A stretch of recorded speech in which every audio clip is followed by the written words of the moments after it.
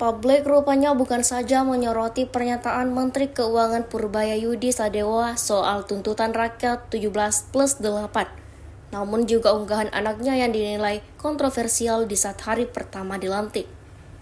Jika Purbaya mengungkap tuntutan 17+8 hanyalah disuarakan sebagian kecil rakyat yang masih kekurangan, sang anak menuliskan bila Sri Mulyani adalah agen Syiah.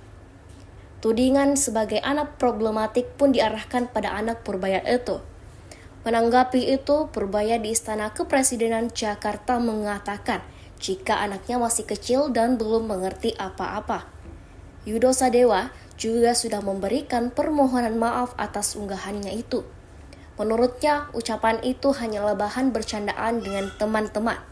Purbaya pun memastikan sudah memberikan teguran kepada putranya. Ia mengaku gerak-geriknya saat ini sudah tidak bisa sama lagi dengan dulu, yang santai dan bisa saja. Sebelumnya, putra Purbaya ramai diperbincangkan warganet usai membuat unggahan yang dianggap janggal dan memancing reaksi publik. Meski sudah dihapus, banyak netizen yang mengunggah ulang di media sosial kemudian viral.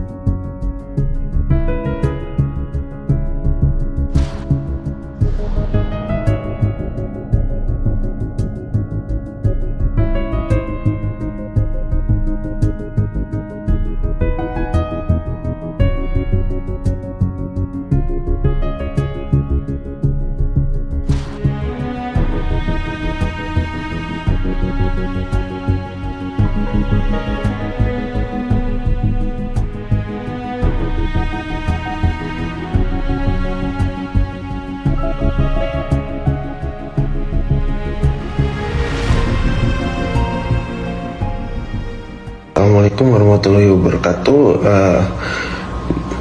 Ini gak tau kenapa kok gue viral ya. Yang bilang itu sebenarnya nggak beneran ya. Bu Sri Mulyani bukan agen CIA atau IMF ya. Itu gue hanya bercanda sama temen gue di Instastory, tapi nggak tahu ada yang goreng kayaknya ya. Jadi viral. Tapi aku klarifikasi nih, itu tidak benar. Itu hanya jokes yang diberikan kepada teman-teman aku terhadap Ternak Mulyono lah. Gue bilang agen CIA ya, Ternak Mulyono. Nah,